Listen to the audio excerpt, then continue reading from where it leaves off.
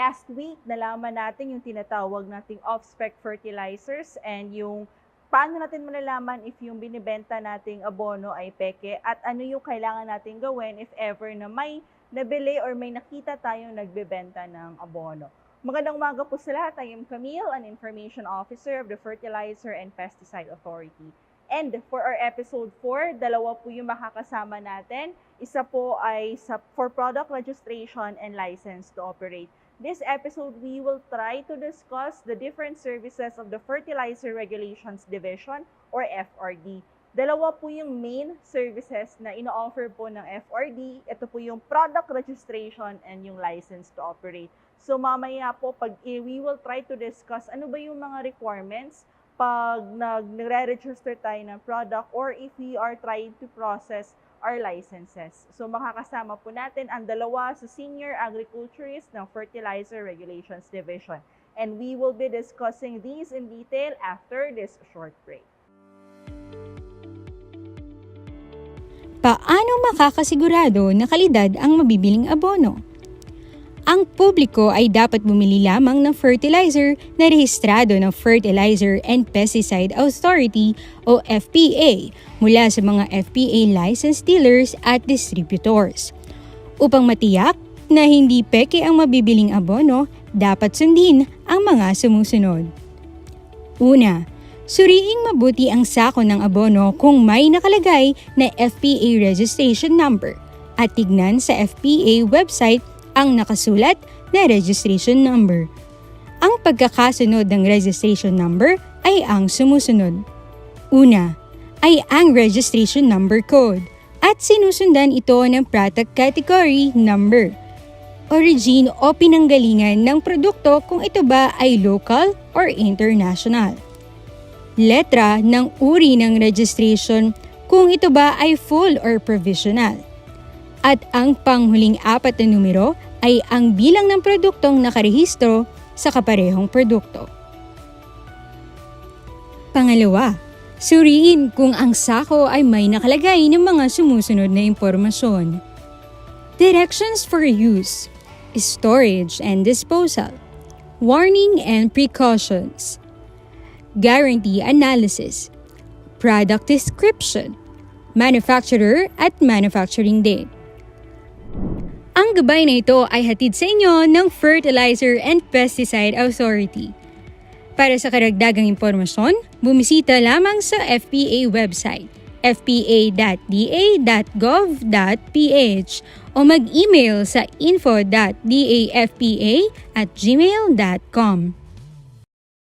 Magandang umaga po sa lahat and thank you for joining us today for our episode 4. And as promised, for today's episode, we will be discussing the different services under the Fertilizer Regulations Division. So yung discussion po natin is divided into 2 parts. Yung first part is product registration and yung second part naman is yung license to operate. And kasama ko po ngayon to discuss in detail yung tinatawag nating product registration ang isa sa mga senior agriculturist ng Fertilizer Regulations Division, si Sir Marlo. Good morning po, Sir Marlo. Good morning, ma'am. Alright, so Sir Marlo, for starters lang, kasi marami sa ating mga audience ay mga interested na mag-apply ng kanilang mga products. Ano bang ibig sabihin ng product registration, sir? And ano ba yung requirements na kailangan nilang isubmit? Okay, thank you for that question, ma'am. And thank you din po sa opportunity na nag-set up ulit tayo dito. Good morning po sa lahat ng mga nanonood mula Visayas, Luzon, Visayas to Mindanao. So, I will take this opportunity po na ma-discuss yung mga importanteng bagay bago po tayo mag-product registration. So, ito pong webinar na to, meron po tayong susundan na outline. So, para po ma'am yung discussion natin ay organized. So, para po mag-start tayo sa non-traditional product registration until po sa traditional, tsaka po sa third-party authorization. So, umpisan po natin yung ating talakayan ngayong araw dun po sa Product Registration Overview. Hango po ito sa Fertilizer Regulatory Policy and Implementing Guidelines noong 2019 edition. So, dito rin po nakapaloob kung ano yung mandate ng FDA. Ang tawag po natin is Presidential Decree 1144 kung saan natagpo yung FDA. Sunod po ay Section 3.1, yung mga products na exempted po sa bioefficacy trial. And then, of course po, experimental use permit. Yung example po ng bioefficacy trial. And then, registration ng non-traditional fertilizer. And then, after po, pag nakapag-register na kayo ng non-traditional fertilizer, of course, yung magdadagdag po tayo ng additional na target crop, kailangan po natin ng label expansion. And then, yung under po sa akin, sa procedure ko or sa process ko, yung registration po ng traditional fertilizer products. And then lastly, yung third-party authorization po. And after which, of course, pag nakarehistro po tayo ng product, kailangan po niya ng renewal kapag nag-expire yung registration. Naglagay po ako ng isang portion for this webinar, yung navigation po ng website para po makatulong kung paano natin magagamit ng gusto yung website ng FDA. Kung saan, doon po natin makikita yung regulatory policy, yung citizen starter, at saka po yung mga data na pwede natin gamitin for our business. And of course, last but not the least, yung contact information na kailangan po natin para sa bawat transaction. Okay, so ang PD 1144 po, Section 9, ang sinasabi lang po dito, basahin ko na lang po no pesticides, fertilizer, or other agricultural chemicals shall be exported, imported, sold, or offered for sale unless it has been duly registered with the FDA. Then separate registration shall be required for each active ingredient in its possible formulations in the case of pesticides or for each fertilizer grade in the case of fertilizer. So yung fertilizer grade po na sinasabi natin, ito po yung halimbawa yung urea or urea, ang laman po niya ay 46% nitrogen. Usually po makikita nyo sa sako niyan, urea 4600. Isa pong halimbawa, yung tinatawag natin complete o yung triple 14, yung tinatawag po sa ibang lugar. Ang laman niya naman po ay 14% nitrogen, 14% phosphorus, and 14% potassium. So yun po yung tinatawag nating mga fertilizer grade. So bawat fertilizer grade po, ano naman yung laman niyang nutrient, ay kailangan po natin i-restore bago natin maibenta siya sa merkado. Ito po yung coverage ng fertilizer product registration. So, sa inorganic fertilizer po, meron tayong tinatawag na traditional, merong new grades, merong specialty, at meron pong controlled release. Yung sunod po na category or product type, yung tinatawag po nating mga biostimulants. Ito po yung kadalasang mga makikita natin sa innovation sa mga seminars. Usually po, ang laman nito, yung tinatawag po nating humic substances, yun po yung mga humic acid, fulvic acid. Yung sumunod po ay yung tinatawag nating protein hydrolysates. Meron din pong seaweed extracts. Meron pong tinatawag nating chitosan and other biopolymers. At meron din pong mga inorganic compounds na hindi po napapabilang doon sa tinatawag nating basic nutrients or essential nutrients ng crop. Kung mapapansin nyo po, yung tinatawag nating microbial inoculants or biological fertilizer ay kasama na po dito sa category ng biostimulants. Pero pwede nyo pong i-claim or pwede po natin i-declare sa certificate na specifically bio-inoculant or biofertilizer. So ito po yung mga tinatawag nating microorganisms such as yung beneficial po na bacteria at saka po yung beneficial na fungi. Yung sumunod pong category ay tinatawag nating fortified organic fertilizer. Ito naman po yung mga kadalasan ng raw materials ay mga animal manure, tapos nilagyan po ng inorganic fertilizer or inorganic compounds para po tumaas yung kanyang fertilizer grade o yung NPK content. Yung sumunod po ay tinatawag nating genetically modified organisms o GMOs. So ito po nilagay lang po natin dito just in case na magkaroon po ng ganitong klaseng product in the future. Yung sumunod po, tawag natin ay decomposers. Ito naman po yung mga product na nilalagay natin sa field para po mas mabilis na mabulok yung mga organic material. Kagaya po ng ipa, kagaya po ng bunot, kagaya po ng animal manure. Kung saan po, pwede natin siyang gamitin din. Pag na-decompose na totally, pwede po natin siyang gamitin as organic fertilizer. Yung sumunod po ay yung soil conditioner o soil amendment. Dito po nakapabilan yung mga products o mga produkto na kailangan natin para sa ayos ang pH level ng lupa o yung tinatawag po nating maging mas maganda siya para sa ating mga crop. Halimbawa po yung tinatawag nating soil acidity, kailangan po siyang babawasan. So usually po, ang ginagamit natin dyan ay tinatawag natin soil amendment or mga soil conditioner. Yung sumunod po ay tawag natin ay plant growth regulators. Ito naman po yung mga products na hindi naman siya kasama doon sa tinatawag nating essential elements ng crop, pero nakakatulong po siya sa growth ng halaman. Ang halimbawa po nito ay yung tinatawag nating auxin, cytokinin, gibberellin, at saka po yung commonly used o ginagamit sa pagpapaganda o pagpuproduce ng carabao mango, yung paclobutrazol.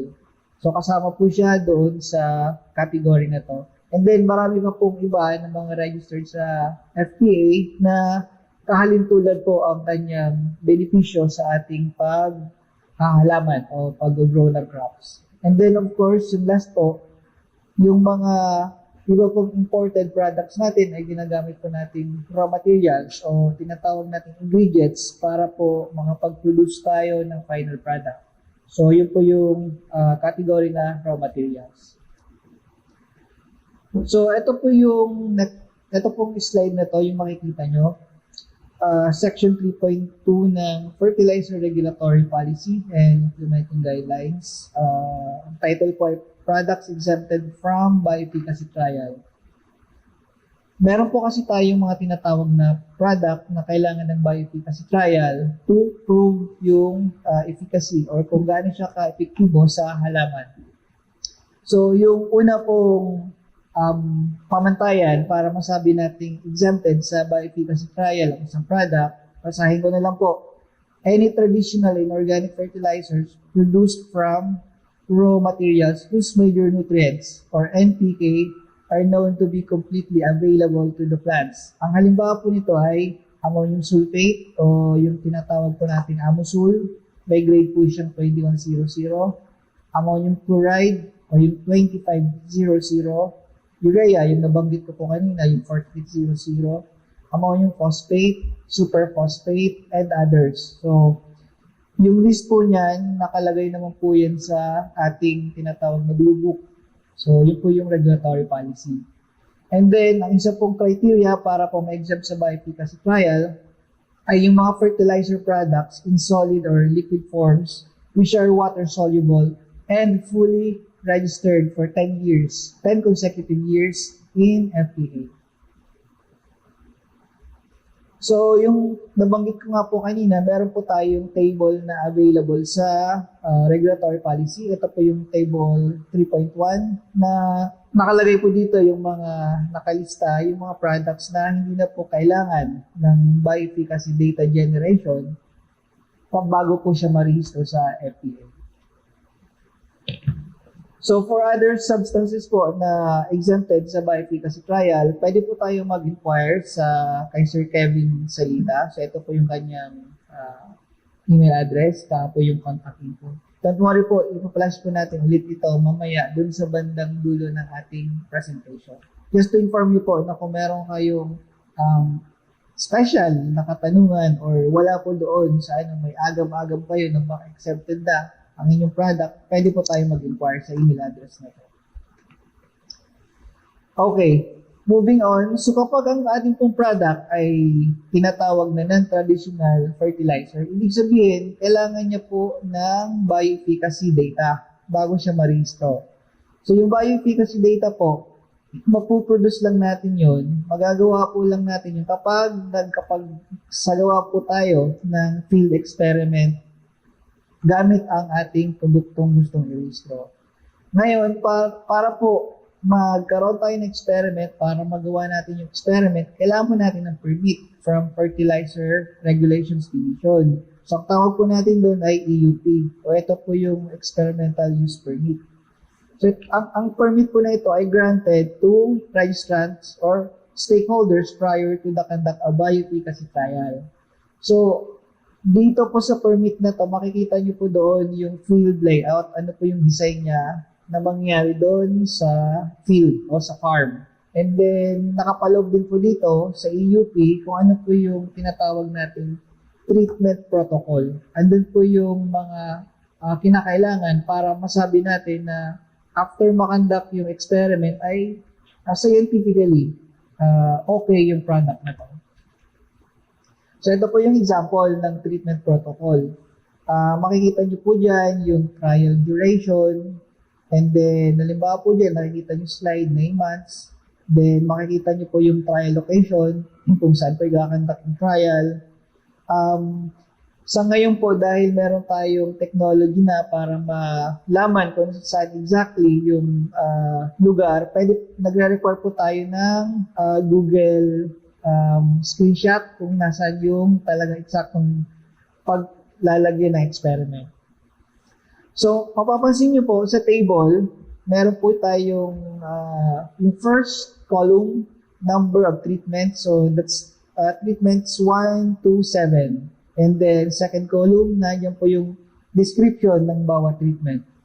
Nandiyan po nakalagay kung ano yung i-apply doon sa target crop na involved sa experiment. In this case, ito po ay banana. And then, yung last two columns po, nandun yung tinatawag nating application rate. So, yun po yung nakalagay doon kung gaano kadami at kung ano yung timing ng paglagay natin ng produkto. Okay.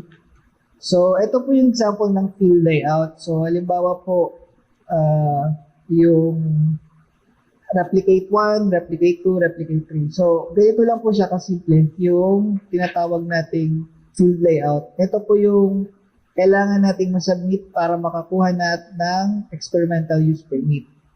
May other requirements pa po yan, pero simple lang po yung kaya ito lang po yung pinakita natin para may idea yung mga registrants natin or future stakeholders na interesado mag-register ng kanilang innovation sa Pilipinas. So, after which, pag na-approve na po yung experimental use permit, ang nasubmit na po natin yung mga papers, kung ano pang kailangan, nabayaran natin yung fee for experimental use permit.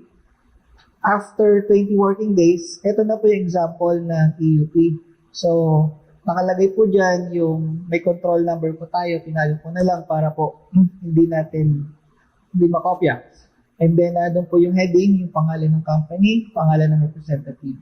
And then, lahat ng pertinent information na importante sa product registration na andyan po. Andyan po yung brand name at saka po yung product type o product category. In this case, ang product type niya ay soil conditioner. Then, andun po yung crop, yung duration ng trial, etc.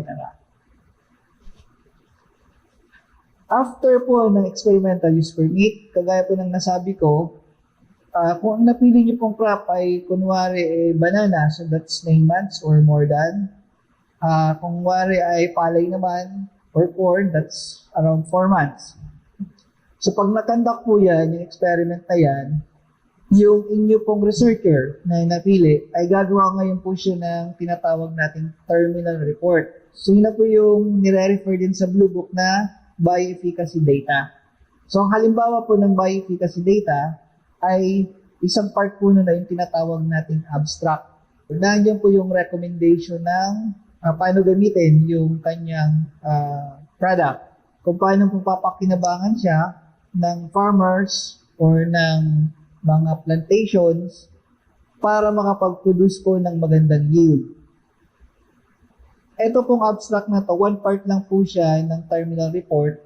Ang ibig ko pong sabihin, meron pa po siyang ibang part. Siguro abot siya ng mga 20 to 30 pages ang bioefficacy data. Kasi po, nilalaman doon yung ano yung mga ginamit na materials, paano kinonduct yung trial, ano yung mga parameters na sinukat base po sa experimental use permit. So in summary po, kung kayo po ay magpaparehistro ng product na ang crop nyo po ay cropping cycle nyo ay abot ng 4 months, from the preparation of experimental use permit that would take 20 working days, mag-experiment po kayo ng 4 months, and then bibigyan nyo po ng time na maggawa ng bioefficacy data or terminal report ng inyong researcher. So another 2 weeks or 3 weeks, so depende po sa researcher. So that is around mga 5 months po. Para lang po magkaroon kayo ng idea kung ano po yung kinakailangan nating timeline para po yung ating innovation ay may offer po natin sa Filipino farmers.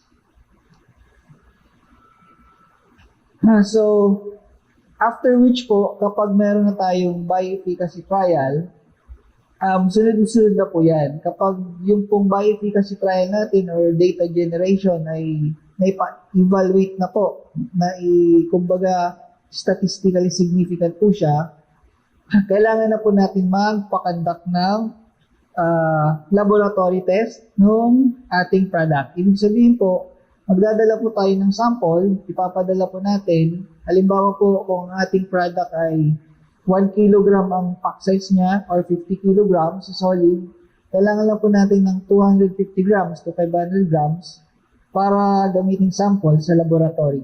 So, ipapadala po yan sa FRD para po mag-undergo ng tinatawag nating confirmatory test. Kapag liquid naman po ang ating product, usually po 250 ml to 500 ml ang kailangan ni laboratory para sa confirmatory test. May instances po na yung mga ibang product ay hindi granules, hindi rin liquid, yung iba po tablet. So, depende po kung ano yung packaging nila. Please coordinate na lang po with our chemist, FRD chemist, kung gaano po kadaming tablet ang ipapadala. So, ito pong nakashow sa slide. Pinakita ko na po para mabasa na ng iba. Ito po yung na-release noong I think September 16 this year. So, medyo konting changes po ito, konting change sa ating existing na practice sa pag-collect ng sample for confirmatory test. Ito pong memo, makukuha din po natin siya sa website. Nandun po siya sa archive. Pero, linash ko na po yung mga important parts para po may announce na natin dito sa webinar na ito. So, kung mababasa niyo po yan, yung gagawin lang po yan, yung standard na magre-request tayo sa FRD, mag-fill out tayo ng form, and then, ang pinaka-crucial po dito, yung collection ng samples. Ito pong letter B. So, para po sa mga locally produced fertilizers, kailangan po ninyong makipag-coordinate sa FRD bago po tayo makapag-collecta ng sample for confirmatory test.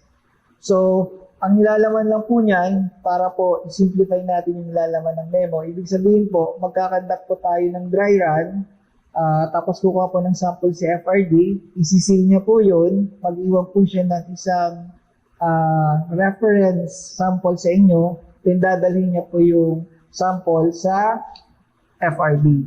Kung hindi naman po available si FRD personnel, ang gagawa po noon ay kung sino po ang available na naka-assign sa area na region. Halimbawa po, Region 12, so nandun po sila Ma'am Alita, Region 3, nandun po sila Sir Val.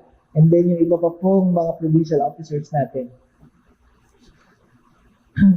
So, after which, i-evaluate po yun ni Ma'am Sherlyn. Titingnan niya po yung, pag lumabas na po yung result, after 2 weeks or 3 weeks, i-evaluate niya po kung passed or kailangan ng reanalysis yung sample.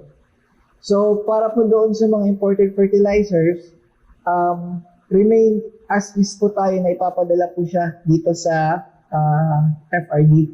So, nakasil po siya, and then si FRD na po ang magpapadala sa laboratory dito sa FPA or kung sa SGS man yan or sa Centrotech po, yung mga ating recognized laboratory. And then, ito po yung pinaka-huling slide sa confirmatory test. Kung mapapansin nyo po, ito po ay wala sa mga dati nating ginagawa for the previous registrations. So, pakitandaan po natin na yung number 3, napakahalaga po nito. Kapag po yung ating product ay nakapag-patest na kayo ng 3 beses at di po rin po siya umaabot sa ating tinatawag na tolerance level, ay hindi na po siya eligible for product registration. Okay, ito pong mga next slides, succeeding slides. Ito po yung mga important pointers sa confirmatory test. So, basahin ko na lang po isa-isa. Please take note that the specification and test result must be shown in the certificate of analysis from the manufacturer for imported products. Ito po yung pinagbabasehan ni Ma'am Shirley kung within the tolerance level po yung result sa FPA or sa recognized laboratory. Halimbawa, kung ang fertilizer grade po natin ay 10% in nitrogen, yun po dapat ang lalabas doon sa COA from the manufacturer. Yun po yung nakalagay doon na specification. And then, ikukumpara po siya ni Ma'am Shirley doon sa result ng confirmatory test. So, meron po tayong tinatawag na tolerance rule. Mamaya po, i-discuss naman po yan. And then, the confirmatory test results should be within the tolerance level as follows. So, ito na nga po yung sinasabi ko kanina, na meron tayong allowable na deviation doon sa specifications na nakalagay po sa COA from the manufacturer. So, bawat type po ng substance, meron po siyang nakalaan na tolerance rule. So, for inorganic fertilizer and fortified organic fertilizer, ang permissible minimum tolerance na po ay 98%. And then shall not exceed 2 percentage units for each declared nutrient. So, kung halimbawa po, kagaya kanina yung binigay kong guaranteed analysis ay 10% lang N, dapat po hindi na siya bababa ng 98% nung 10 na value nung guaranteed analysis. So, sa soil conditioner naman po, ito yung ating mga specific na tolerance rule. Sa calcium oxide, sa magnesium oxide, and then kailangan pa po sa neutralizing value. So, ito po naman, lahat pong nakikita nyo dito sa slide, galing po ito doon sa regulatory policy and implementing guidelines na pwede po natin ma-download sa website. Mamaya po, magkakaroon tayo ng tutorial para po malaman natin kung paano i-download yung mga sinasabi ko. So, moving on, doon naman po sa tinatawag nating plant growth regulators, meron po tayong should not exceed to 20% relative deviation. So, pagdating po sa PGR, iba po yung ating tolerance level. Likewise, gayon din po sa biostimulants. And then, ito po mahalaga po ito, yung tinatawag nating confirmatory test with heavy metal. Ito pong heavy metal kasi, para po sa mga hindi nakakaalam, yung sobrang level po kasi nito, pag napunta sa ating groundwater or napunta sa ating kalikasan, maaari pong mapunta rin sa ating inuming tubig o kaya sa ating pagkain. So, alam naman po natin na yung karamihan sa heavy metals na naandun po sa ibang abono ay nakakasira po ng kalusugan. Nakakasama po sa kalusugan. Ang iba nga po ay tinatawag natin carcinogenic. So, importante po na yung ma-detect na heavy metal sa ating product ay hindi lalagpas doon sa maximum value. So, yung sinasabi ko po na mga carcinogenic na dito po sa table 2.2, yung una, arsenic, cadmium, lead, at saka po yung mercury. Kung makikita nyo po sa second column, nandiyan po yung percentage ng phosphorus or phosphate at kung ano po yung concentration na maximum na pwedeng na doon sa ating abono. So ito naman po yung next na table, yung table 2.3. Ito naman po yung ammonium sulfate, yung zinc sulfate, heptahydrate, tsaka zinc sulfate monohydrate, tsaka po yung iron, manganese, yung boron, copper, and so on. So lahat po yan, meron po tayong nakaset na maximum limit lang po ng concentration nila na kailangan ma-detect doon sa abono. Ito lang po yung continuation. So, para po sa mga iba pang abono, pwede po natin i-refer na doon sa regulatory policy. Okay, ito pong next slide. Importante po ito kasi may mga fertilizer po tayo ng kanyang guaranteed analysis ay hindi po kayang i-test ng mga laboratory dito sa Philippines. So, sa ganung pagkakataon po, meron po tayong rule na yung mga ganung substances, pwede po natin ipatest sa abroad. So, kailangan lang po ipa-authenticate gamit po yung either red ribbon po siya or a postage stamp. So, yung red ribbon po, yun po yung nilalagyan ng ribbon sa yung document. Halimbawa po, may substance na hindi pwede sa laboratory ng Pilipinas, ipapatest po natin siya sa bansang panggagalingan niya. Halimbawa po sa China. Ngayon, kailangan po third-party laboratory pa rin po yun. Hindi po yung laboratory ng inyong manufacturer. So, papatest ni manufacturer nyo sa third-party laboratory sa China, and then yung result po noon, dadalhin po siya doon sa consular office ng Philippines sa China para po ipa-authenticate. Ngayon, ang alam ko po ang China ay hindi siya member ng Apostille Convention, so kailangan po doon ay red ribbon. Kung halimbawa naman po ang inyong laboratory test ay manggagaling sa US, which is member po ng Apostille Convention, ay stamp lang po yun, hindi po red ribbon ang nilalagay. So pareho po yun ay paraan para ma-authenticate ang ating confirmatory test. Moving on po tayo sa label. So after po ng confirmatory test, kailangan po nating tandaan na yung tinatawag po nating label o yung design ng sako, kung yan po ay naka 50 kg bag, o yung design po ng ating bote, kung yan po ay naka 1 liter or yung mas maliit na pack size, o kaya naman po yung design ng ating box, kung yan po ay naka 1 kg, or yung sachet, kung yan naman po ay yung maliliit na pack size. So, sa imported po na fertilizer, importante po na ilagay natin yung origin. Kung hindi po ninyo pwedeng ilagay yung name ng manufacturer at saka yung address. Importante po, kunwari, kung galing siyang US, lagay po natin origin is USA or origin is from Brunei. So, ito po yung halimbawa ng label na sinasabi ko kanina na bote o carton. So, ito po yung nakabote. Of course, liquid fertilizer po yan. Yung carton naman po, ito yung mga naka 1 kg na pack size. Tandaan po natin na importante po yung makikita natin sa lower portion ng ating label. Yung kulay violet, purple po. And then, kung bibilangin po natin yan, 1, 2, 3, 4, yung third panel, makikita nyo po yung tinatawag nating direction for use. Importante rin po ito para guide po natin sa mga farmers or kung sino man po na interesado na gumamit ng ating product.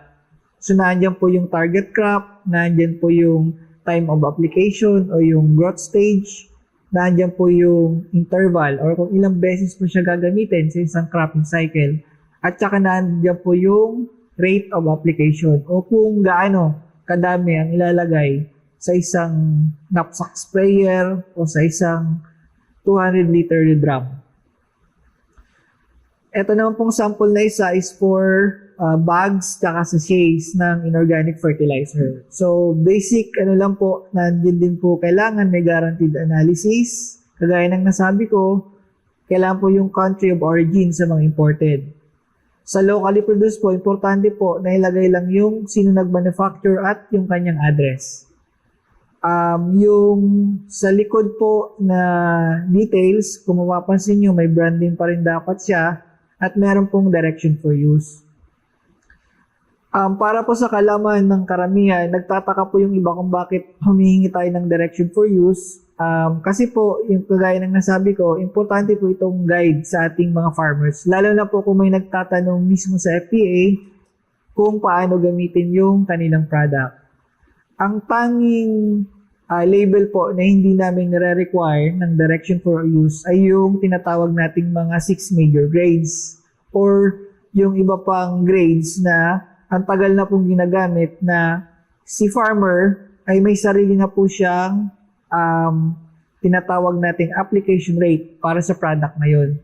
Kasi kung tatandaan po natin na ang lupa po ng Pilipinas ay may iba't ibang katangian, may iba't ibang tinatawag po nating nutrient content.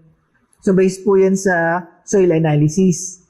So kung ang nilalagay pong abono sa ganitong lugar ay halimbawa 5 bag ng urea, sa ganito po ay 2 bag lang, yun po yung tinatawag nating farmer's practice na yun na yung alam nila at base experience ay alam nila na epektibo sa kanilang pag-grow ng crops. So yun po yung mga hindi na natin pinapalagyan ng direction for use.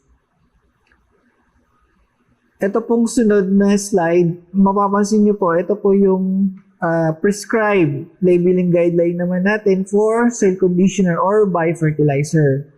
So pansinin po natin yung pinagkaiba nyo dun sa previous slide. Meron po siya dito po sa second panel, yung design po sa likod o sa back, meron po siyang nakalagay na expiry date.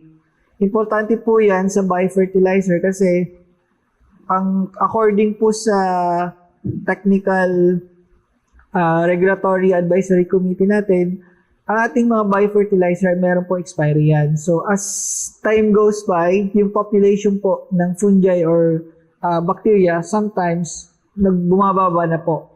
So kailangan within that time period, maigamit po yan, may apply po yan sa field. Ito po yung sinasabi ko kanina na direction for use. So, naggawa nilang po tayo ng example para po doon sa mga nanghihingi ng guidance kung paano daw gumawa ng direction for use. So, halimbawa po dito sa direction for use po sa liquid form. So, kunwari po, ang target crop nyo ay rice. Ang growth stage niya ay 15 days after transplanting. Ang application rate niya ay 100 ml per 16 liter water. Method of application po ay foliar spray. So, ito po yung mga liquid na ini-spray. So, importante po ito kasi ang nilagay ko po dito ay 16 liter water kasi ito po yung kadalasang ginagamit sa ating farm. Yung knapsack sprayer po, yung backpack na knapsack sprayer. Although meron pong 25 liters, pwede rin naman po yung ilagay natin sa direction for use. Kadalasan lang po kasi ang nasa field ay 16 liters na knapsack sprayer. So, yung ibang crop po, nakalagay din dyan. And then, pansinin nyo po yung sa 1, 2, 3, 4, fourth row, yung crop ay tomato. So, that's 10 to 15 days after transplanting. And then, 100 ml per 16 liter water. Ang method of application nyo po ay drenching. Meron po kasing mga recommended na abono na hindi pinapa-spray, bagkus ay pinapadilig na nila sa seedling tray or dun po mismo sa mga sa field sa mga naka-mulch na pagtatamnan sa sa seedling bed. So depende po sa inyong innovation kung ano yung inyong method of application.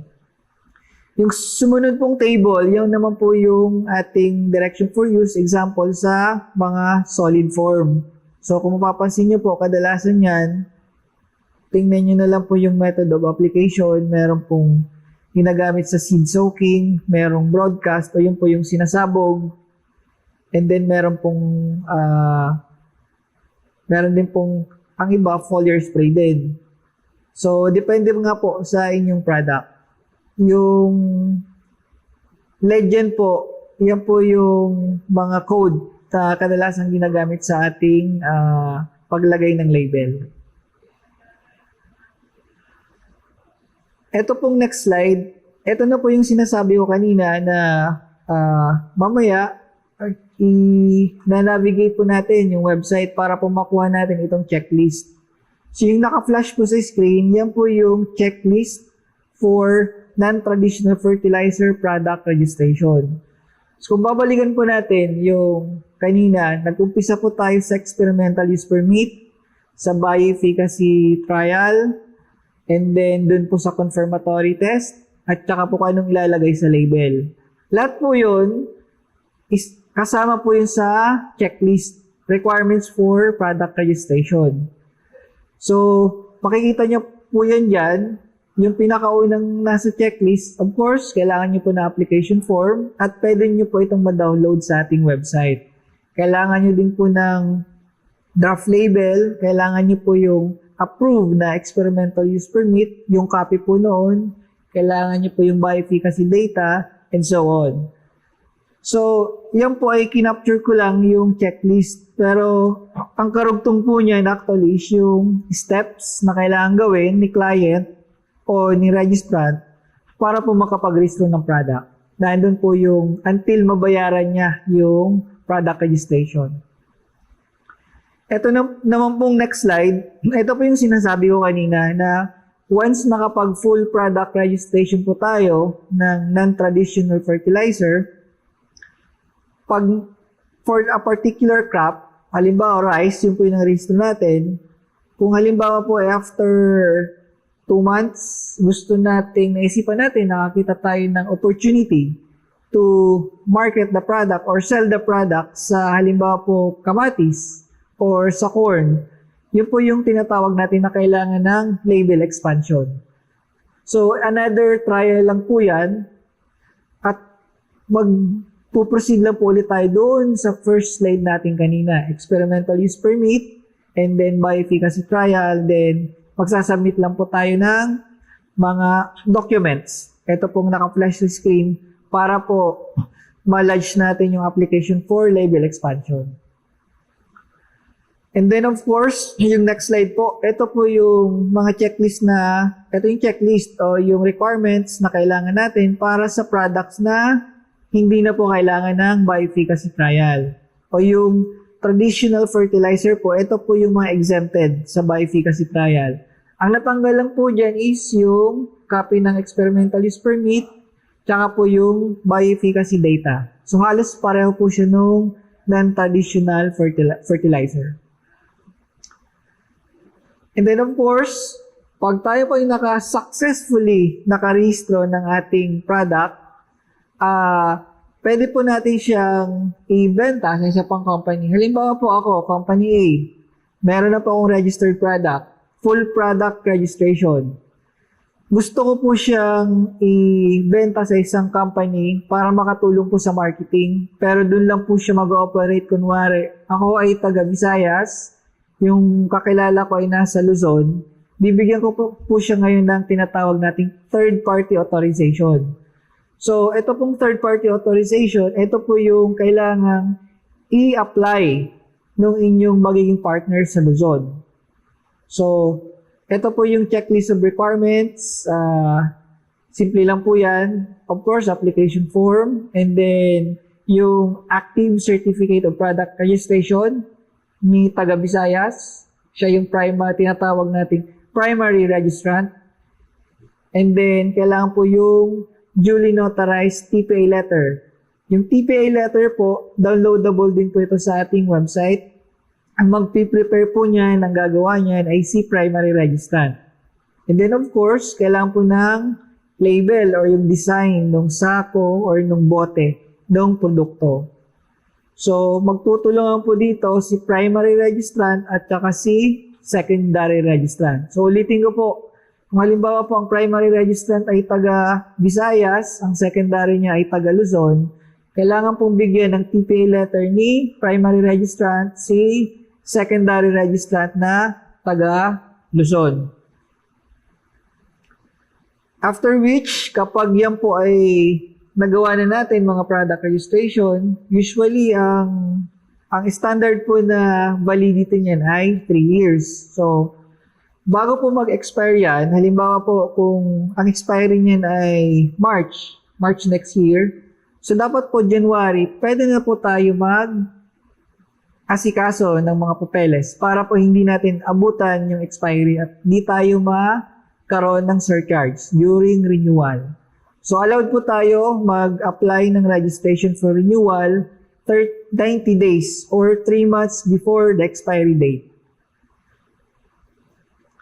So, ito lang po natin tatandaan, kailangan tandaan sa renewal. Ang guaranteed analysis po natin o yung tinatawag nating fertilizer grade or kung ano man po yung laman ng ating product ay kailangan po mapanatili natin ang kanyang concentration. Kasi po, kaya nga po tinatawag na renewal, in reality, ang nire-renew po natin ay hindi lang po yung brand name. Ang nire-renew po natin yan is yung laman ng inyong produkto. So, ibig sabihin po, ang revision po ng guaranteed analysis ay hindi po ina-allow ni FPA. So, ito po yung ginagawa ng ating FRD chemist ni Ma'am Sherlyn. Yung tinatawag po nating test result evaluation summary. Ito po yung nabanggit ko kanina na yung certificate of analysis from the manufacturer ay ikukumpara niya doon sa result ng confirmatory test. So, please coordinate po lagi kay Ma'am Sherlyn bago po natin i-submit yung application documents para po malaman natin kung within ba siya sa tolerance level. Pag within po siya, ilalagay po ni Ma'am Sherlyn ay passed. Ibig sabihin, pwede na po tayo mag-proceed sa product registration. Pag yun naman po ay below or failed, kailangan nyo po magpa-re-analysis. And remember po, 3 beses po tayo pwede magpa-re-analysis para po makapag-proceed tayo sa product registration. Okay, ito po yung before the last 2 slides. Ito po ang nais kong i-share sa lahat na I think makakatulong po sa product registration. Hindi lang po sa fertilizer, pati po sa pesticide, pwede nyo rin po siyang gamitin. Pero for this webinar, i-guide ko po kayo para kung paano magamit ang ating website ng FPA para po maging kapaki-pakinabang siya before tayo mag-apply for product registration or license to operate. Okay, let's proceed po sa tutorial sa website ng FPA. Start po tayo sa pag-download ng Blue Book. Punta po tayo sa About Us. Click po natin yung manual and then click po yung Blue Book. So yung Blue Book po, yun din po yung other term natin sa Fertilizer Regulatory Guidelines. Click po natin yung download. Of course, download po natin. So yan po ay naka-PDF file. Just in case meron po tayong mga specific topics na gustong malaman, lang po tayo, Control F. Ayun po, kita nyo po yung upper right, yung lumabas po doon, yun po yung search bar. So, magta-type lang po tayo dyan. Halimbawa, itatype po natin ay non-trad. Enter lang po natin. Lalabas na po yung lahat ng words na merong non-traditional. So, yan po. So, kung halimbawa naman po ay tatype naman natin ay third party. Enter lang po natin. So, lalabas po din yung third party authorization. Nandiyan po yung mga relevant topics, relevant pointers. Nandiyan po lahat ng details. So, yung kanina pong presentation natin, yung po ay kinompress lang po natin para lang sa purpose ng ating webinar. Okay, so next po, punta naman po tayo ulit sa About Us. para po ma-download natin yung Citizens Charter. So ito pong Citizens Charter, click lang po natin yung download. Nandito po nakapaloob lahat ng processes or transactions po ng FPA. Ganon din po ulit, same procedure, Control F. Control F po natin. Halimbawa po i-type natin ay label expansion. Enter po natin. Lalabas na po dyan yung label expansion. Nandiyan po yung mga pointers din, checklist, and then kung mapapansin nyo po yung succeeding rows, ayan po, client steps, and then agency action. Meron nakalagay po kung ilang oras. And then bandang dulo po niyan, makikita nyo po yung kung magkano ang babayaran at ilang araw po yung kailangan i-process siya. Okay, so ganun lang po siya kung paano natin gagamitin yung website. Ang application form, makikita po natin yan diyan po sa information resources, and then yung po, downloadable forms, click po natin. Yan, lahat po ng forms, makita po natin dyan, magsimula sa confirmatory test, sa experimental use permit, sa third party, etc. Nandiyan po lahat. Licenses, makita nyo na po dyan lahat ng forms. So every time po na mag-apply po tayo, mag-check na lang po tayo dito kasi minsan po nag-update tayo ng mga forms ng ating bawat transactions. Okay? Pakita po ulit yung application forms. Accredited researcher. So ito pong accredited researchers, ito naman po yung mga researcher na pwede nating makontak para po mag-conduct ng ating bioefficacy trial o yung ating field experiment. So, nandiyan din po siya sa information resources, data, accredited researcher, click po natin yan. Okay? Anyan po yung list nila. So, makikita po natin yan kung sino-sino yung at kung saang lugar. So, nandun po yung kanyang expiry ng kanyang lisensya. Yung name, yung code, yung kanyang license number. And then, yung contact information po nito, itatanong po natin siya sa ating information division sa FPA. Kasi papaalam pa po nila yan sa researcher kung anong contact number yung ibibigay. Gawa po ng Data Privacy Act. So, kailangan po natin ipaalam sa kanila. Next ay fertilizer data. Ngayon po, kung gusto naman nating makita ng balik po tayo sa data. Gusto nating makita yung mga registered products. Pa-click po yung registered products. Pag-click po natin yan, lalabas po itong registered products. So, nandiyan po yung, makikita nyo po yung product name, yung target crop, yung company, yung registration number, expiry, guaranteed analysis, and kung ano pong category niya. So kung halimbawa naman po kailangan pa natin ng data, average fertilizer, ayun, prices po. Ayan po, makita nyo po yung retail price per grade, fertilizer grade, then may nakalagay din po kung anong region. Yan po yung monitoring natin. So, ganun lang po ang paggamit natin ng website. Meron pa pong ibang information tayo makukuha doon. For example, directory, kung gusto natin sumulat sa deputy ng pesticide or ng fertilizer, nandun po yung designation, nandun po yung contact information. Ito pong last slide, ito lang po aking ibabahagi sa inyo bilang panghuling slide para po kung meron kayong katanungan, meron kayong kailangang i-email. Ito lang po yung mga contact emails nila. For non-traditional fertilizer po, si Sir Kevin Salita, yan po yung kanyang email address.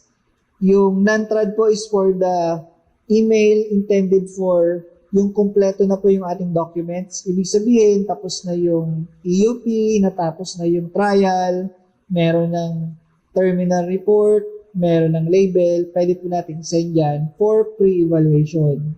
Yung isang email address po is intended for EUP alone. So, yan naman po yung kung mag-apply pa lang tayo ng experimental use permit, diyan po natin isend yung ating mga tanong or ating mga application. Yan naman po, yours truly sa traditional fertilizer, 3 po kaming nag-check. So, minsan po si Sir Dave or si Ma'am Faye, siya po yung mag-check ng ating mga sinisend dyan. Either for new product registration po yan or for renewal of registration. And then of course, kailangan po natin si Ma'am Shirlene para sa confirmatory test. Might as well i-send po natin yung ating mga inquiries dito po sa email na to. And then of course, pagka meron na pong registered products, kung gusto nating magbigay ng third-party authorization ng isang company, doon naman po tayo kay Ma'am Rhea. Yan po ang kanyang email address. So for other transactions po sa FRD, ito po yung mga email addresses. Nandiyan po siya nakalagay lahat.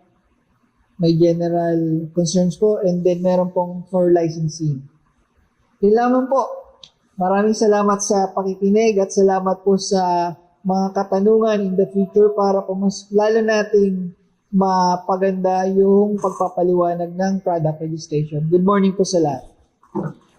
So, ayan po, detailed naman yung explanation ni Sir Marlo when it comes to product registration. Sana po may natutunan po kayo, and as mentioned nga ni Sir Marlo kanina, nagkaroon tayo ng konting virtual tour kung saan nyo po makikita yung mga requirements, yung mga forms, and other data na kailangan. So, konting navigate lang po sa website namin, makikita nyo po yun lahat. And if in case na hindi nyo pa rin po maintindihan, nandiyan naman po yung Fertilizer Regulations Division para po gabayan po kayo sa mga requirements. Just email them, and naka-flash naman po kanina sa screen po natin yung email address kung saan nyo po pwedeng i-email yung mga queries po ninyo. And sa mga viewers po natin, if may mga questions po kayo or clarifications, please do not hesitate to write your questions sa chat box po natin, and yung mga kasamahan po natin from the Fertilizer Regulations Division will try to answer your questions as soon as possible. So muli po, Sir Marlo, thank you po for your time. Pero bago po tayo magtapos sa discussion, may final message ka po ba para sa ating mga viewers? Thank you po ulit sa pakipag-collaborate sa FPA para po ma-ensure natin yung quality at yung availability ng fertilizer. Kasi yun po yung ating nais mangyari every year para po matulungan natin ang ating mga magsasaka for food production. Salamat po ulit. Bakit mahalagang malaman ang tamang paggamit ng abono? Malaki ang ginagampanan ng tungkulin ng abono o fertilizer sa masaganang ani. Kinakailangan nito para maparami ang kita sa kabila ng dumaraming populasyon. Dapat isaalang-alang na ang bawat pananim ay may angkop na nutrisyon na kailangan. Ang maling paglagay ng abono ay maaaring magresulta sa mababang kalidad ng ani o pagkasira ng lupa. Sa gabay na ito ay matututunan ang tamang pagsusuri sa uri ng lupa, kinakailangan nitong nutrisyon, tamang paggamit ng abono, tamang pag-imbak ng abono, organikong abono at green manuring, at rekomendasyon abono. Mga dapat gamitin na abono. Ang pagsusuri sa nilalamang sustansya ng lupa ay nakakatulong sa pagtiyak sa klase at dami ng abonong dapat gamitin para sa ating mga pananim. Ang Bureau of Soils and Water Management ay may laboratorio na matatagpuan sa iba't ibang rehiyon sa bansa. Maaari tayong lumapit para sa pagsusuri sa sitwasyon ng ating lupang sakahan. Mahahalagang sustansya ng taglay ng abono para sa halaman. Ang nitroheno, posporo at potassium ang mga pangunahing sangkap ng abono. Nitroheno. Ang nitroheno o nitrogen ay nagbibigay ng berdeng kulay at nagpapabilis sa paglaki ng halaman. Isinaayos din nito ang pisikal at pisyolohikal na bahagi ng halaman at ang proteinang taglay ng mga butil. Posporo. Ang posporo o phosphorus at potassium ay tumutulong sa pagpapalago ng mga ugat upang manatiling matatag ang halaman sa pagkatuyot, pinapadali ang maagang pamumulaklak at paghinog ng bunga. at nagpapatibay sa halaman laban sa sakit. Potassium. Ang potassium ay nagbibigay ng kakayahan sa halaman sa produksyon ng asukal at gawgaw para sa mas marami at mabigat na bunga, tumutulong sa pagbibigay ng berdeng kulay sa halaman at iba't ibang kulay sa bulaklak at prutas. Pinalalakas at pinatitibay rin nito ang sanga at puno ng halaman. Pag-iimbak ng abono. Itago ang abono sa lugar na hindi nauulanan o nababasa. Huwag hayaang dumikit sa semento ang sako ng abono o sa maruming sahig. Upang iwasan ito, gumamit ng patungang yari sa kahoy. Huwag itabi ang abono sa pestisidyo, gasolina, langis, wax, asupre o anumang bagay na maaaring maging sanhi ng sunog. Paano makakasigurado na kalidad ang mabibiling abono?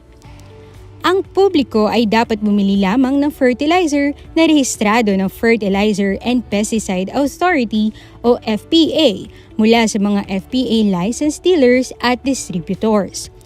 Upang matiyak na hindi peke ang mabibiling abono, dapat sundin ang mga sumusunod. Una, suriing mabuti ang sako ng abono kung may nakalagay na FPA registration number at tignan sa FPA website ang nakasulat na registration number. Ang pagkakasunod ng registration number ay ang sumusunod.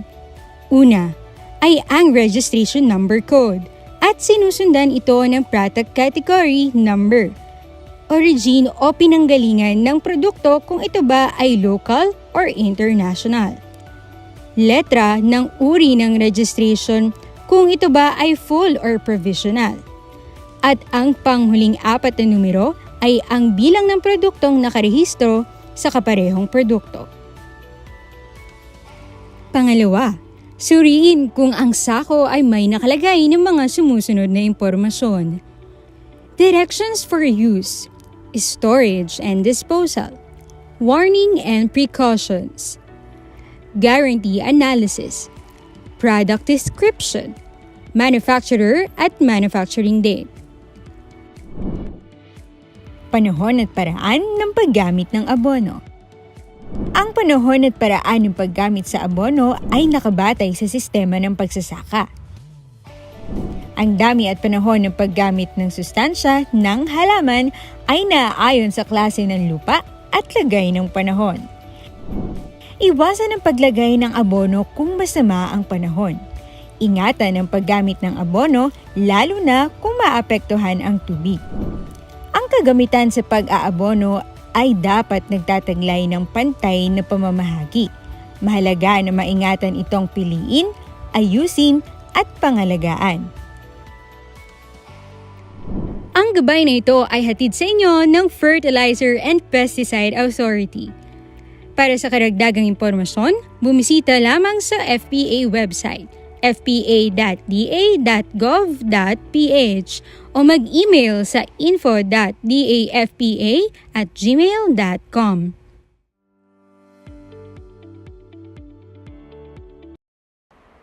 And we are back. So kanina po, diniscuss po ni Sir Marlo ang requirements and kung ano yung mga kailangan natin isubmit sa product registration. And ngayon naman, pag-uusapan naman natin yung tinatawag nating license to operate. So kasama ko po ngayon ang isa po sa Senior Agriculturist ng Fertilizer Regulations Division, si Miss Maribel. Magandang umaga po, Miss Maribel. Magandang umaga, Miss Camille. Magandang umaga din po sa ating lahat. Alright, ma'am, for starters lang, since marami din sa ating mga clients yung gustong process ng requirements ng license to operate. Pero ano po ba yung ibig sabihin pag sinasabi nating LTO? Ibig sabihin ng license to operate, so sa English ko muna siya sabihin, it is a license your business needs to enable your company to manufacture, process, supply, distribute, market, sell, repack, store, import and export fertilizer and or plant growth regulating agents or materials in the Philippines legally subject to the regulation of the Fertilizer and Pesticide Authority. So, pero pwede ding mag-export for export, license to operate as exporter. So, you can also bring the product to other country if you have this license to operate. So parang for the word itself, license para mag-operate talaga. Ma'am, nakita ko po kasi sa Citizens Charter natin na marami palang types ng license to operate. So, for example, yung dealer, repacker, warehouse registration. So, ano po ba yung mga differences nila, ma'am? And ano naman yung mga requirements? So, yung ating license to operate, so iba-ibang activities sila meron. So, meron tayo dun sa fertilizer policies and implementing guidelines, downloadable yun sa ating FTA website. So, makikita natin doon yung iba-ibang requirements and then yung processes, paano mag-apply ng license to operate as fertilizer handlers. So, yung iba-ibang fertilizer handlers nga na na-mention mo kanina, Miss Camille, meron tayong manufacturer, processor, formulator, bulk blender, meron din tayong importer and user, national distributor and area distributor, exporter, bulk handler, repacker, institutional users, indentor, mango, flower, inducer, contractor, dealer, and dealer repacker. So, yung mga mga licenses na ini-issue natin dun sa kanila, ang validity niyan 1 year. And then except for dealer repackers na 3 years. So, ano yung manufacturer? So, ibig sabihin, kung manufacturer ka, it is an entity engaged in the formulation and processing of raw materials into finished fertilizer products through the use of machinery, equipment, tools, and chemical processing. So, eto, medyo gumagamit ka ng mga chemicals and then iba-ibang equipment. Medyo malakihan siya talaga para makaproduce ka ng bagong fertilizer product. And then, we have the formulator. Ito naman, they are involved in the development of fertilizer na yung mga formulations niya is intended to toll manufacturing, blending, or processing. Then, another type na nagpo-produce ng fertilizer sa atin ay ang processor. Usually ito, yung mga persons engaged in the fertilizer operations through a series of mechanical or chemical operations to alter the raw materials into a finished fertilizer product such as, but not limited to, grinding of mineral deposits into liming material, coating of finished fertilizers, and dilution of fertilizer concentrates. So, medyo nagpo-process sila ng mga raw materials, usually from mining, yan, yung mga rock phosphates, from mining yan. So, they undergo yung processing para makaproduce ka ng fertilizer product or raw material na for fertilizer manufacturing. And then, we have a bulk blender. Any person engaged into the fertilizer operations through the physical or mechanical mixing of 2 or more finished fertilizer products, either compound or straight fertilizer or fertilizer raw materials, to produce a customized fertilizer product. So, pag nagba-bulk blend, usually may mga orders yan, o kailangan ko ng ganitong formulation o ganitong combination ng nitrogen, phosphorus, and potassium. So, yun, binabulk blend nila usually yung mga straight or compound fertilizer to produce a new blend ng fertilizer. And then, eto naman, meron din tayong mga importers. So, they are the entities engaged in the importation of fertilizer products or fertilizer raw materials for commerce. So, ito yung kumukuha sila ng fertilizer product, either finished or raw materials sa ibang bansa. So, yun sila. So, we also have the importer and user. So, they are the commercial plantations, private research institutions, or companies importing fertilizers for their own use or for testing purposes. Usually, yung may mga research sila sa kanilang plantations. So, they directly import their own fertilizer product. And then for the institutional user, these are the commercial plantations or private research institutions or companies authorized to use the restricted but registered fertilizers for their own use for testing purposes. Yung testing purposes, research yon. So, titingnan nila kung maganda sila dun sa plants nila or dun sa plantations nila. And then, we also have this indentor. They are agents of foreign suppliers to arrange business with fertilizer importers. So usually, they have contacts with the suppliers or manufacturers with other countries, and then hahanapan ng mga license na rin dito na importers. So they will refer them to the importers na license na sa atin. Then the exporters, they are the persons or entities naman who sell fertilizers to other countries. And then we have the national distributor, any person or entity who sells fertilizer products to area distributors, dealers, and institutional users or plantations nationwide with their own product registration. So yung mga national distributors, dapat yung kinikerry nila na product ay registered sa kanilang company. And then we have the area distributor naman, any person or entity who can sell fertilizer products to dealers, institutional users, plantations with a specific area of coverage within political boundary of its island group. So pwede siyang Luzon, Visayas, Mindanao, and they need not register their own products, but must only distribute the FPA-registered product. So, dapat ang i-carry lang nila FPA-registered product. And then, for example, they are licensed in the Luzon area. So, dun lang siya pwede, yung area niya na distributorship niya. Within Luzon lang. Kung sa Visayas naman, within Visayas lang siya.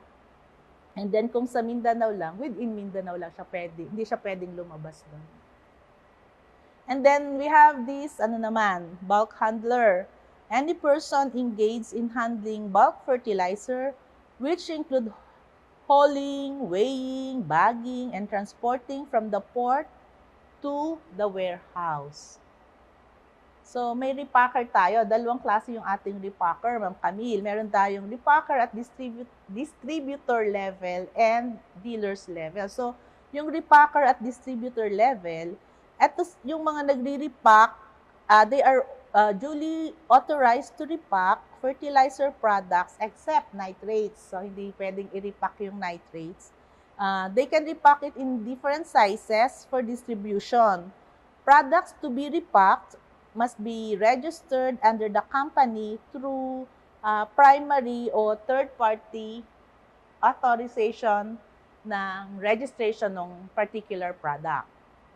Then, the dealer, sabi nga natin, 3 years yung ang validity ng license nila. So, yung dealer naman, any person or entity with FPA-accredited safety dispenser. So, kailangan meron siyang ASD sa kanyang store. And then, they are engaged in retail store or online platform to sell or supply directly to farmers or end users the FPA-registered fertilizer products. Then dealers, they can also apply license to repack. So, yun yung dealer repacker.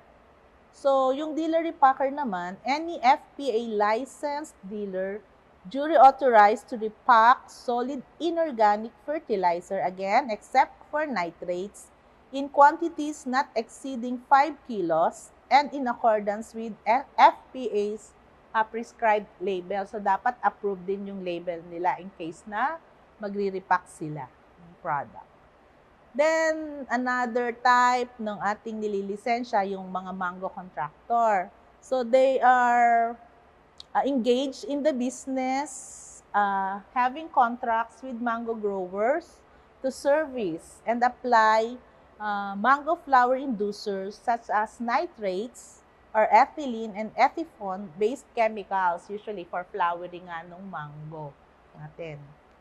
So, ayun. So, clear naman po yung explanation ni Ms. Maribel kung ano ba yung mga types, iba't ibang mga license to operate. So, bago po kayo process ng license po ninyo, tignan po muna ninyo kung ano ba yung gusto ninyo. Gusto niyo bang maging dealer? Gusto niyo bang maging importer? So on and so forth. Para hindi na tayo mahirapan. Yun kasi yung una muna nating titignan. Ano ba yung gusto mong i-process na, ano bang gusto mo? Gusto mo bang dealer? So on and so forth. Pero ma'am, since na-mention na po, na-discuss na po natin yung types, paano naman po yung requirements? Ano po ba yung mga requirements pag if in case gusto po nilang mag-process ng LTO? So, Miss Camille, yun nga nasabi mo kanina, dapat 'di ba alam nila kung ano yung papasukan nilang business sa fertilizer kasi marami siya. So, in case na iba-ibang activities, meron din siyang iba-ibang requirements. So, pero lahat sila kung mag-a-apply sila ng license to operate as fertilizer handler, meron tayong application form na downloadable naman sa FPA website. Ito yung application for license to operate as fertilizer handler. Ito yung sa mga handlers except sa dealer and dealer repacker and sa repacker. So, nada-download siya sa ating FPA website. So, yon, if i-fill up nila yon, pinanotarize, and then with doc stamp. Dapat completely filled out yung application form. Then, for those who want to engage in this fertilizer business, dapat may business registration din sila. So, ano yung business registration? Pwede siyang Securities and Exchange Commission business registration. So, dapat masubmit yung SEC registration per se at saka yung Articles of Incorporation. Complete complete document niya ng SEC registration and Articles of Incorporation. And then, kung siya naman ay isang kooperatiba, pwede rin siyang magkaroon ng lisensya. So, kailangan naman yung kanyang CDA registration kung cooperative siya.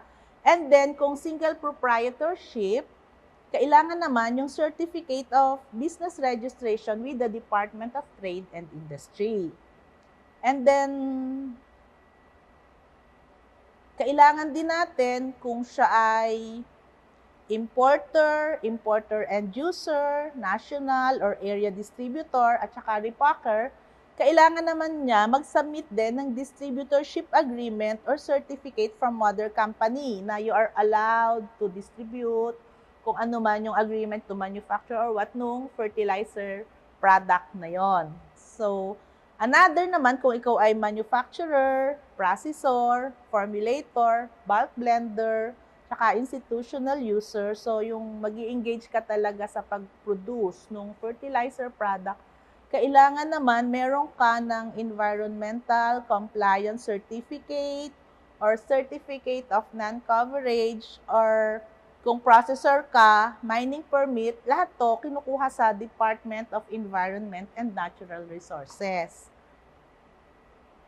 Kung bulk handler ka naman, kailangan mo yung list of bulk handling equipment. And then, for indentor only to, kailangan masubmit din niya as a requirement yung contract with the manufacturer or supplier. Then, ang isa naman na nanggagaling naman sa FPA, yung ating mga applicants, dapat meron silang request for inspection sa FPA, kung ano yung nakakasakop dun sa kanilang business. So, merong i-issue si FPA na inspection report for the plant or the packing site. So, yon i-issue ng ating FPA officer na covering the area of operation. Ito ay para sa manufacturer, processor, formulator, bulk blender, repacker, and bulk handler. Then, kailangan din masubmit ang risk appraisal, isang checklist siya na issue din ng FPA officer covering doon sa area kung saan siya nag-ooperate. So, this is for warehouse or store. So, yung bulk handler at saka indentor, hindi na nila kailangan to. Then, recommendation from FPA regional or provincial officer on the area of coverage. So, yung indentor, hindi natin din nire-require nito. And then, yun nga, kailangan meron silang warehouse. Registration of fertilizer warehouse, except for bulk handler and indentor. So, yon ang isa pa rin natin kailangan syempre may product registration yung ating applicants. Ito, nire-require natin kung ang iyong lisensya na kukuhanin ay manufacturer, formulator, processor, bulk blender, importer, end user, national distributor, exporter, repacker. So, kailangan may product registration yung mga yan. So, yun yung mga handlers natin na medyo kailangan nila talaga may own product registration except nga dun sa area distributor na minention natin. And then for dealer, ito yung may mga stores or nag-o-online selling ng fertilizer product. So, ang validity ng kanilang lisensya ay, sabi nga natin, 3 years. And then, sa new applications as a dealer, again, kailangan yung application form niya. And then, yung, again, yung corporate siya, corporation, SEC registration, and then, pwede rin naman siyang DTI registration, or siya ay isang kooperatiba or CDA. So, same requirement dun sa kaninang na-mention no handler. And then yon recommendation from FPA regional or provincial officer on the area of coverage. Then, risk appraisal checklist for warehouse. Then, kailangan, meron siyang yung na-mention, accredited safety dispenser doon sa kanyang store. So, ang ini-issue ng FPA, yung ID. Kasi dapat naka-attend siya ng training, di ba? So, bago siya ma-issuehan ng ID. So, nire-require yan ng, sa pagkuha ng lisensya, and of course, yung fees for dealership. So, kung sa fertilizer ka, ang fee natin, mamaya, i-discuss ko, meron ata kung ano dyan, i-discuss natin yung fees for dealer. And then, usually, pag magre-renew ka nitong dealer, kasi nga 3 years siya, ang nire-require na lang natin yung duly accomplished and not notarized application form na downloadable sa ating website, and then recommendation from FPA provincial officer on the area of coverage, risk appraisal checklist for warehouse or the store, and then photocopy of the accredited safety dispenser ID. So, yung fees na pwede din natin na upon submission ng complete requirements, yun nga, kung fertilizer dealer siya, 1,800 yung ating kailangan na fees na kinukolek sa kanila. Pero kung mga may membership ka nung dealership, may membership ka ng Dealers Association, may discount yung kanilang fee. So, kinukolek natin sa kanila, 1,500 lang. And then, may mga dealers ng fertilizer nag-i-engage din sa pesticide. So, nakaka-discount din sila kung sabay niya ipa-file yung application. Nagiging 4,000 na lang yung kanyang application fee. So, yun, meron din tayo, Miss Camille, yung dealer repacker. So, ito naman, yun nga, nasa dealer store siya. Kung new applicant siya, kailangan niya ng duly accomplished and notarized application form. Downloadable din siya sa website. Then, again, yung kanyang SEC registration, kung SEC siya, DTI, kung DTI, and then, cooperative, kailangan yung CDA niya.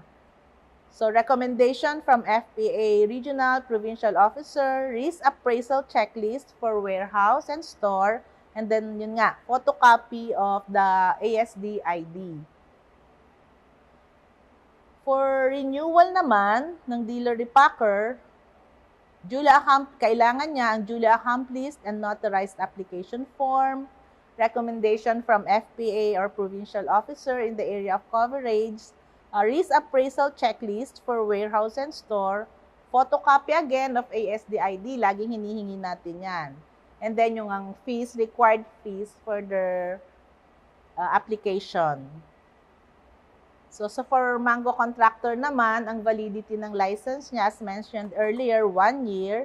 So, again, yung duly accomplished and notarized application form with documentary stamp, certificate of membership, if a member of accredited association, certificate of attendance to mango contractors training, and then the required fees. So, yun yung ating mga handlers. Ngayon, ma'am, kailangan din nila, di ba, yung warehouse registration. Nire-require natin sila. So, kung magre-register siya ng warehouse, usually, ang application yan, kung saan naandun yung kanyang warehouse, dun siya nire-require na pa-register ng kanyang warehouse. So, yung application for warehouse is required to be eligible as a licensed fertilizer handler, and the requirements are the duly accomplished and notarized application form, recommendation from FPA regional or provincial officer where the warehouse is located, then warehouse risk appraisal checklist by the FPA regional or provincial officer. The parameters to be considered in the risk appraisal are stated dun sa facility requirements sa Blue Book, nandun siya. So, ano yung ating facility requirements? Kailangan siya may minimum floor area na 50 square meters. So, yun yung ating minimum. And then, the facility should display the warehouse registration certificate and billboard with white background indicating registration number na nandun yon sa Blue Book natin kung ano yung dapat na kanyang billboard. So, meron tayong standard to follow. Then, sa warehouse, dapat meron din siyang capability to deal with the leaks and spills. Kasi minsan, hindi yan maiiwasan. May mga leaks and spills sa ating facility or sa warehouse. Then, there should be adequate lighting, ventilation, and fire extinguisher installed. Then, good housekeeping must be practiced and tidiness. Product storage and stocking, dapat may follow din siya. Then, the general attitude towards human health and safety. So, tinitingnan din yan pag dun sa checklist kasi yan dun sa risk appraisal. Then, hygiene standard in work and eating area. Then, waste disposal, stock management, wearing of PPEs, then with the warning signs and emergency numbers dun sa area in case of emergency. And then, with lockable doors din yung ating warehouse for safety dun ng products na naandun sa loob. So, ito na, ma'am. Siyempre, yung documentary requirements. So, nire-require din natin yung fees. So, for its, yung activity or yung operation na gustong i-engage ng ating businesses, meron tayong filing fee for new applicants only. So, yung filing fee, depende rin yun kung anong activity yung gagawin mo, mag-engage ka. So, for new applicants, kung manufacturer, processor, formulator, bulk blender, bulk handler, repacker, at saka institutional user, ang filing fee niya is 3,600. But, dun sa importer and user, national distributor, area distributor, exporter, and indentor, 1,800 naman filing fee. But for the license fee for both new and renewal, ito naman ay depende sa kanyang capitalization na i-declare.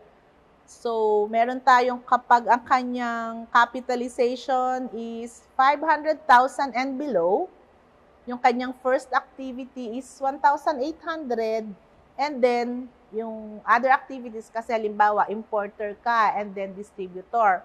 So, pwede mong i-declare na yung first activity mo is importer, second is national distributor. So, yung importer mo, ang license fee mo doon is 1,800, and then for the national distributor is 850.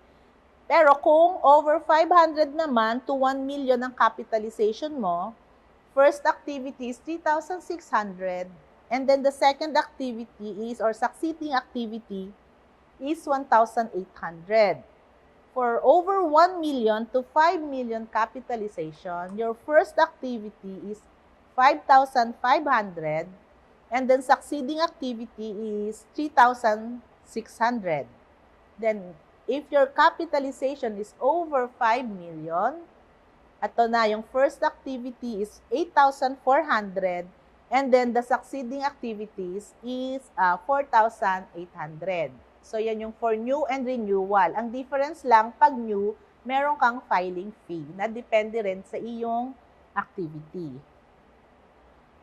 So, yun namang surcharge of fees for late renewal. So, yun sana yung iiwasan natin, yung magkaroon tayo ng surcharge. Kasi, pag meron tayong binibigay na 50% surcharge of fees if renewed within 1 month after expiry date. So, medyo malaki-laki rin siya. Pero yung, for example, 1 day ka lang na late doon sa within 1 month na expiry date mo, so ibig sabihin, you renewed your license beyond 1 month after expiry date, 100% surcharge na yun. So, times 2 na. Kunyari, 8,400 yung license fee mo, plus 100% surcharge. So, 8,400 again. So, doble yung ibabayad natin. So, yun, iwasan po natin yung late renewal.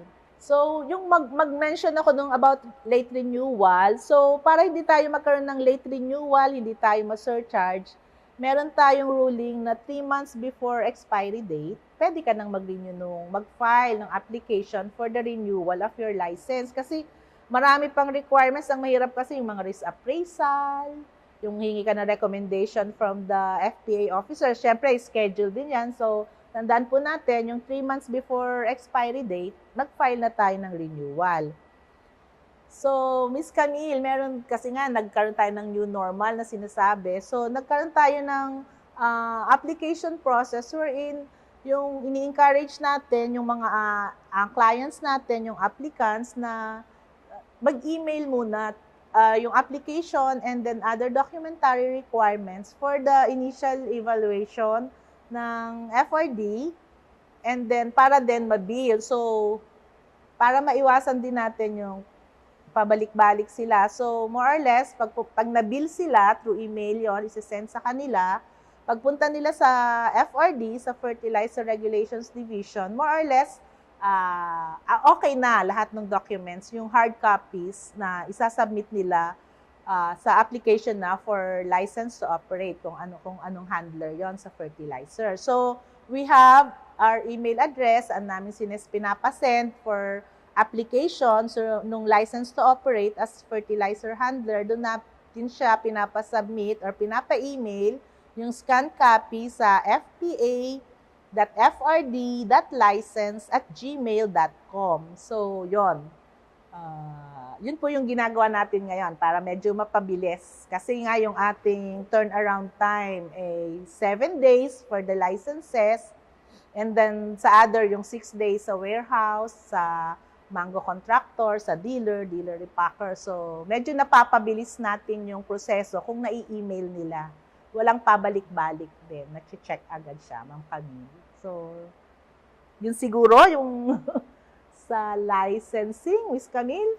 Yun, clear naman po sa mga viewers po natin yung tungkol sa mga requirements po, no? And then gaya nga lang sabi ni Miss Maribel, para maiwasan natin as much as possible, iwasan natin yung surcharge kasi nga malaki talaga yung natin. So, nire-require or ina-advise po ng Fertilizer Regulations Division na 3 months before mag-expire yung license po natin ay i-process na po natin kasi mahaba-haba din yung mga kailangan din nating i-submit na mga documents. So, much better na para hindi tayo mabigyan ng surcharge, bago pa mag-expire, i-process na natin yung renewal natin. And huwag po kayong mag-alala kasi po yung mga requirements and yung mga detail po, nandun naman po yun sa website po natin. Gaya nga po ng sabi po natin kanina, sa Citizens Charter, makikita po natin yung summary ng listahan ng mga requirements, ano yung mga kailangan natin and magkano yung babayaran natin. So,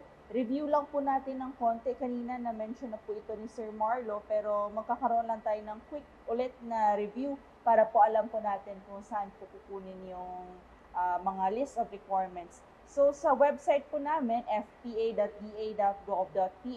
punta po kayo sa About Us, and then sa About Us naman, i-choose niyo po yung Citizens Charter. So sa Citizens Charter, i-download niyo po yun. Pwede niyo po doong makita yung listahan, yung summary po ng mga requirements na kailangan po ninyong i-submit, magkano yung babayaran, ilang araw yung how long will it take para po makuha po natin yung license po natin. So for the Fertilizer Regulations Division, sila po yung pinakauna, nasa page 2 onwards, i-browse nyo lang po yung part po nila, makikita nyo naman po yan. If in case po na medyo hindi po kayo satisfied sa summary or listahan ng mga requirements na nandun sa Citizens Charter, yung sinabi po kanina ni Ms. Maribel, yung sa Blue Book, yung sa Policies and Implementing Guidelines, pwede nyo din po yung makuha sa aming, sa aming website. So, balik po kayo sa main website po namin, and then scroll down nyo lang po pababa, click nyo po yung Blue Book. So, yung Blue Book po, nandun po yung complete na policies po talaga, lahat talaga ng kailangan po ninyong malaman when it comes to fertilizer regulations, nandun po lahat. So, konting scan lang, basa, then maintindihan nyo naman po. And if in case po na hindi pa rin po ninyo maintindihan yung mga nandun sa policies, kasi baka iba yung situation ninyo, pwede nyo po silang i-email sa kanilang email address. For license to operate, na-mention naman po ito ni Mama Rebel, fpa.frd.license@gmail.com. So, pwede nyo din po yung tignan. And for the downloadable na mga forms, pwede nyo pong puntahan iyon sa aming website. Punta lang po kayo sa information resources and then click downloadable form. So, nakakategorize lang po yun kung fertilizer or pesticide. So, in this case, since we are talking about fertilizer, piliin po natin yung sa fertilizer na nakaspecify naman po yung mga forms na kailangan po natin. And as mentioned nga ni Ms. Maribel, para mas mapabilis yung, hindi naman mas mapabilis, pero para sure na tama yung mga requirements, mas buti na for initial, submit natin yon through email para naman ma-review nila, and then ma-inform sila ma-inform kayo kung ano pa ba yung mga kailangan pa ninyong mga requirements. So, ayun po, yun po yung mga requirements na kailangan po nating tandaan. So, Ma'am Maribel, may question lang po ako kasi may mga nagtatanong kasi, how about po yung payment? Kasi may mga nare-receive din kami na yung payment pwede bang sa land bank or sa online? Meron na po ba tayo ganito? Or paano po sila makakabayad po, ma'am? Miss Camille, yun nga, di ba, gusto natin yung ease of doing business. So, di ba yung ni-require natin na isa, mas maganda nga na ma-email nyo muna, so masendan namin kayo ng bill form. Usually, pag bigyan kayo ng bill form, yun nga, parang good as okay yung mga requirements nyo for that application. So, ang ginagawa ng FRD, may instruction kami doon sa email that you can pay. Pwede mo siyang i-send, pwede mong dalhin physically yung mga documents, yung application forms and requirements with the payment, or you can mail it through courier nga sa atin, sa FPA, dito sa ating office. Yun, pwede kang mag-pay through manager's check, postal money order, or company check. So, ina-accept natin yon, yung ganon. So, yon, pupunta sila dito sa cashier, magbabayad sila, or may option sila nga, yon, through mail, ipa-courier nila yung documents kasama yung check. Wala pa naman kaming experience na nawala yung, parang effective naman siya. Marami yung ganun yung ginagawa. Pinapadala yung documents plus the check. And then, we pay it sa cashier.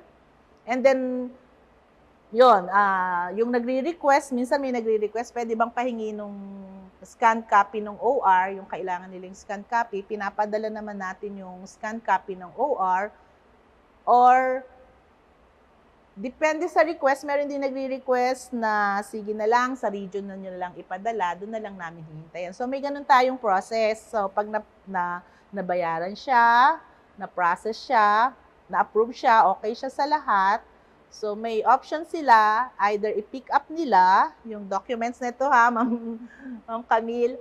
And then meron din naman na option na i-send natin yan sa ating mga regional offices ng FPA. So payments through postal money order, manager's check, company check, or cash. Pag cash, dito sila pupunta talaga. So wala pa tayong online payment, ma'am. So yun. So ayan, clear po sa ating mga viewers as of now, wala pa po tayong online payment pero may mga alternatives naman na binibigay si FPA tungkol dito as mentioned earlier ni Ma'am Maribel. So ma'am, thank you po for your time. May mga final message ko po ba para sa viewers po natin, ma'am? So yung masasabi ko lang, of course, FPA cares for human, animal, and environmental health and welfare by assuring our stakeholders of safe and appropriate fertilizer products. Yun nga, lisensyadong kumpanya, tandaan natin, at rehistradong mga produkto sa FPA upang ang mga magsasaka ay maging protektado at patuloy na umasenso. Lagi nating tatandaan, rehistradong abono mula sa lisensyadong kumpanya, kasabay yung BFS na pinopromote natin, ito yung balancing strategiya ng pag-aabono para sa magsasaka. So, laging iniisip din ng FPA, yung ating farmers. So, yon, safety, tsaka productivity ng ating farmers. So, yun, kaya tayo nagre-regulate, Miss Camille. Yun lang po. Ang peke mo. Ang peke mo. Ang peke mo. Dahil sa paggamit ng peking pestisidyo, napeste ang pananim. Lumita kita. Apektado ang kabuhayan ng pamilya. Hindi na kami gagamit ng peke. Umiwas sa pagbili ng peking pestisidyo. Gumamit lamang ng produktong aprobado ng Fertilizer and Pesticide Authority.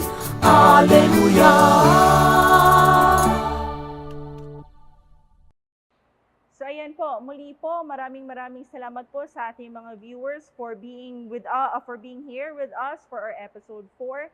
And if may mga questions or clarifications po kayo for this episode, please do not hesitate to message us through our chat box. Yung mga regulatory officers naman po namin nakamonitor po doon and they will try to answer your queries as soon as possible. And for our evaluation form, nasa screen po natin ngayon yung QR code para po sa ating evaluation for today's episode. So just try to scan the QR code and then sagutan po natin yung evaluation. If in case po na hindi po gumagana yung QR code, may link po tayo na nasa chat box po natin. I-click lang po natin iyon and then you can answer already the evaluation form. Take note lang po that our evaluation form will automatically close right after 30 minutes. And kung sino po yung nakasagot ng evaluation form, sila lang din po yung who will be having the digital certificates. Marami po nagtatanong sa amin kung kailan daw po nila makukuha yung digital certificates nila this past few episodes. Sa ngayon po, kami po sa Information Unit, we are still finalizing the certificates. So, on hold po muna lahat. Konting patience na lang po, may inaayos na po kami. Once ready na po iyon, ipapadala po namin sa inyo through email yung mga e-certificates po natin. So, konting hintay lang po, konting patience po. May mga inaasikaso lang po kasi kami dito sa agency bago po namin ma-release yung e-certificates po ninyo. And next week, for our 5th episode, ito na po yung second to the last episode po namin, we will be discussing the permit to purchase methyl bromide. Makakasama po natin dito ang isa sa mga chemist naman ng Fertilizer and Pesticide Authority. At the same time, magkakaroon tayo ng parang short lang na workshop tungkol sa paano mag-fill out ng forms, especially doon sa Fertilizer Regulations Division. Kanina, ang daming forms, may mga requirements na nire-require sa FRD, and isa na doon is yung mga forms. So next week, bago po natin i-discuss yung methyl bromide, magkakaroon tayo ng konting tutorial kung paano natin sasagutan yung mga forms na nire-require po sa atin ng FRD. So muli po, maraming salamat for being with us ngayong episode 4. And sana po, magkita-kita pa rin po tayo next week Friday, same time pa rin po dito sa ating FB official page para po sa ating 5th episode. Magandang umaga po and enjoy your lunch.